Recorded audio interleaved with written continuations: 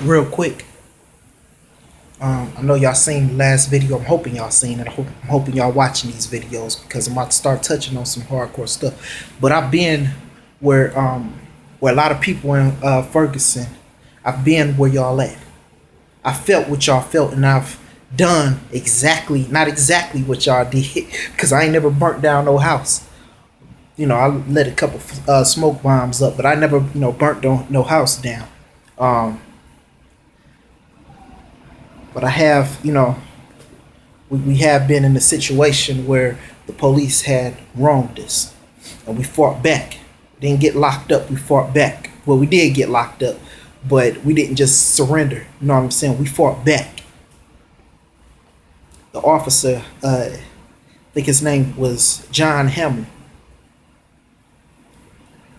I'm not supposed to talk about this in public. I'm not supposed to tell nobody this, but I'm gonna talk about it. And I'm gonna tell people anyway because I feel like that's what my life is basically set to right now. I feel like that it's time for us to start giving testimonies of the things that we go through, and I feel like it's time for us to start standing up for each other and stop being thinkers of ourselves. I think it's time for us, black people, to start being black people and start loving each other and stop looking at each other like the world looks at each other and understand that you've been in the same situation as the rest of our brothers and sisters. So I'm gonna say this: we fought the police. Me and my boys. When I used to run with my little crew, we fought the police. The reason why we did that was because we were being wronged.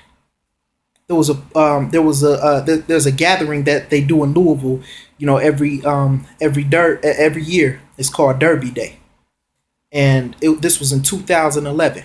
Think it was around.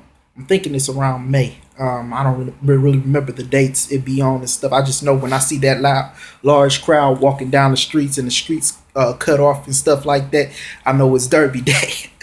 So I went downtown. My friends called me. I went downtown and they said, "Let's go. Let's go down there to Derby Day." And we all got together. We clicked up. We had a lot of fun. Had a lot of females with us. Had a lot of did a lot of stuff. We had fun. And in that fun, we came to McDonald's, and we was all walking together, and we was all 40 deep. It was like a whole bunch of friends that we had that claimed blood gang and all that stuff. We was claiming another set, but our boys was out there and we was kicking it with them. They was like, "Let's get deep," so we all got deep. And we didn't do nothing. It wasn't no fight or nothing. We was all peaceful, shaking hands, you know what I'm saying, doing our little hand signs and all that stuff. We was just having fun. Everybody was just kicking it. And the police came and they tried to break us up, and they told us to either walk to the West End if we wasn't getting nothing from McDonald's, or walk to the east. So what happened was we ended up going into McDonald's because my little cousin, she wanted something to eat. So we went up in there, and the police came and followed us inside McDonald's. His name was John Hammond. And he wasn't really no police officer, he was a correctional officer. And we came in, and what happened was me and Keenan, we sitting there, me and my friend Keenan, we sitting there watching this my cousin get something to eat or whatever, and they come up and they the dude comes up and say something to us saying, "Why do I see all this space in between you and the cash register?" And I'm like, I'm looking at him, and then I look away, and my boy said something to him, and the dude grabbed him, started hawking him up, beat him up. I grabbed the police officer, and he hit me, and I slammed him, and we just started stepping. We just started, you know what I'm saying? We jacked him up. We was beating on him for like 5 minutes. Now, if it was my boy, it was wrong for the fact that I took up for him. But if it was one of them and we was jumping on one of them for no reason, grabbing him and hawking him up, it would have been called self-defense. There's cameras stating that they didn't let us get to him. You know what I'm saying? A lot of things happened between that time. They ended up framing him, getting him locked up, trying to make it seem like, he was up to no good. He was out the whole night. He was old enough to be out past the curfew. He had his license on him, and the police officer that locked him up said, and I need to get his name, but they said that Keenan. I need to get the guy that locked Keenan up. for no reason, just because they was trying to get a reason for them to not be able to take the plea deal that he was trying to take, the same plea deal that I was able to take, and that was to be good for a year, and then you won't go to jail. You know what I'm saying? To be good for a year, and then the,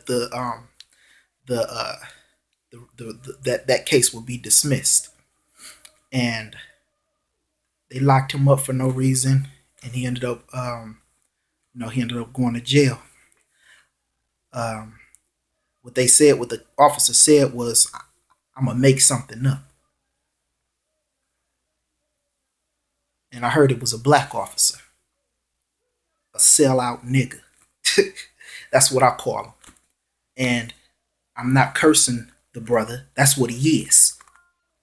He don't know who he is, where he came from. He locks his own people up just to make his quarter. He's a sellout nigga. So what happened was, um, my friend is still in jail when he was supposed to only been serving 2 years. He's been serving 4 years, 3 or 4 years right now. We've been writing letters to each other talking about what the organization that we're planning on getting started, and I'm looking out. I'm looking out for him. You know what I'm saying? I'm hoping that I'm able to have something set up when he gets out. So I'm asking all my brothers and my sisters to start taking a stand with me, because you seeing things happen. But if we ain't doing nothing, then it's going to continue to happen.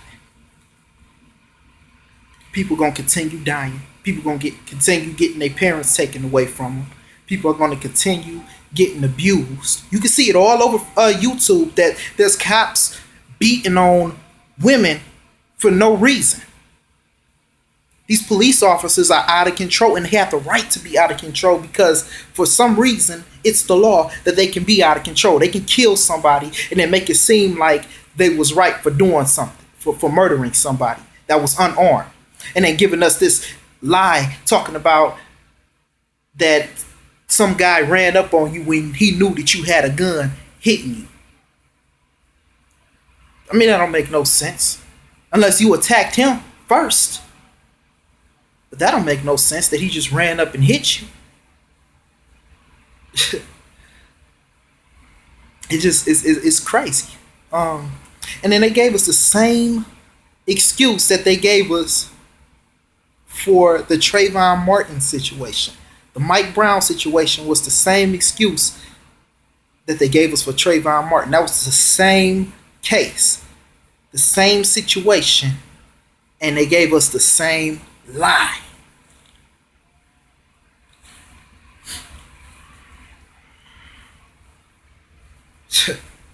I wouldn't be surprised if they did all that stuff inside of the courtroom or inside of the police station at a secret little location, and then tried to beat him up, and then took pictures of him being beat up, so then they can make up something in the courtroom. Now, I wouldn't be surprised if that happened. I wouldn't be surprised if what happened with the Trayvon Martin situation, that the guy started screaming and they recorded him screaming and then put that into the case. I wouldn't be surprised. I wouldn't be surprised if stuff like that happened, because you got me messed up if you want me to believe that both these guys did the same thing, and one guy didn't learn from the mistake that the other guy made from beating on a cat with a gun. It don't make no sense. These cops, man, the system's crooked. And what we need to do is we need to not be crooked with them, but we need to start being wiser than them. We need to be as wise as them,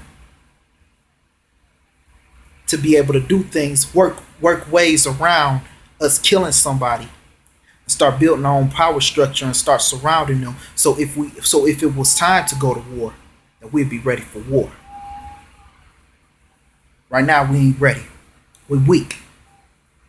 Everybody ain't got guns. Everybody's not united. We divided as people. They gave us their colors, red, white, and blue, and turned us against each other, throwing up their gang signs. That's not our gang sign.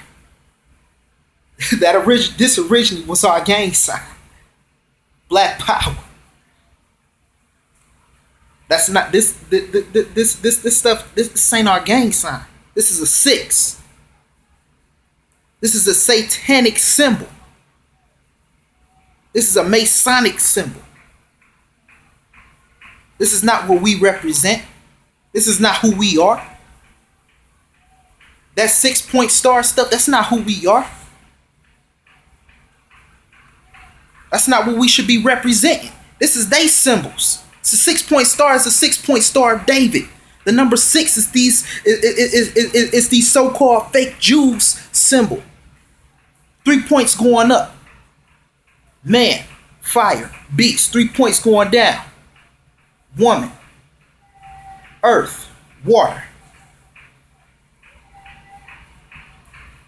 All born on the 6th day. Man, beast, and woman. 666. That's why the mark of the beast is 666, because the beast is the first 6 that was born on the 6th day. The man is the second, the woman is the third. The first creature born on the 6th day. Then man, then woman. And that creature used man and woman to bite from the fruit of the tree of knowledge. And they representing these symbols. It's on the back of your dollar bills. It's on the gangster disciple symbol. The head symbol. The mark of the beast. The mark of the beast is what the Bloods throw up. The Crips follow after the nature of murdering their own people. The Mexican mafia murdering their own people. It's time to stop doing that. It's time to start taking a stand. It's time to stop allowing this entity to confuse us and manipulate us into killing each other. It's time to take a stand. It's time to be soldiers. And soldiers, they don't always fight with fists. They fight with their skill. They strategize. My favorite game is chess. My brothers and sisters, get up and play.